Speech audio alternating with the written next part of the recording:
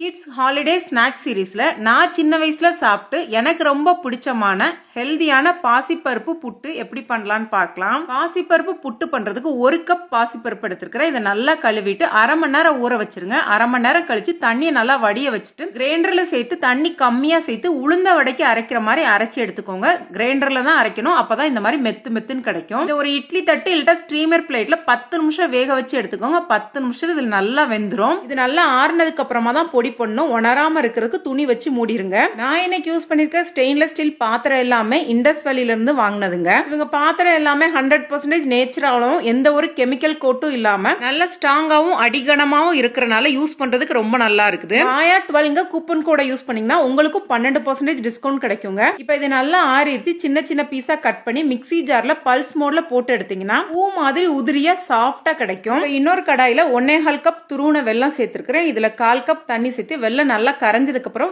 தூசி இருந்தா வடிகட்டி எடுத்துக்கோங்க. வெள்ளப்பாகோட பதம் பாத்தீங்கன்னா கொஞ்சம் திக்காவும் லைட்டா பிசு பிசு பதம் வரையுமே லோ ஃபிளேம்ல வச்சுட்டு ஏலக்காய் தூள் நம்ம ரெடி பண்ணி வச்சிருக்கோம். பாசிப்பருப்பு தேங்காய் துருவல் சேர்த்து நல்லா கலந்ததுக்கு அப்புறமா நெய்ல வறுத்த முந்திரி சேர்த்து கலந்துட்டு கேஸ் ஆஃப் பண்ணிடலாம். டேஸ்ட் ரொம்ப அருமையா இருக்கும். கண்டிப்பா வீடியோ சேவ் பண்ணி வச்சுட்டு இந்த சம்மருக்கு குழந்தைங்களுக்கு செஞ்சு கொடுங்க. வேற எந்த மாதிரி ஸ்நாக்ஸ் ரெசிபிலாம் இந்த சீரீஸ்ல போடலான்னு கமெண்ட் பண்ணுங்க. கண்டிப்பா செஞ்சு காமிக்கிறேன். வீடியோ பிடிச்சிருந்துச்சுன்னா லைக் பண்ணுங்க, ஷேர் பண்ணுங்க. நன்றி, வணக்கம்.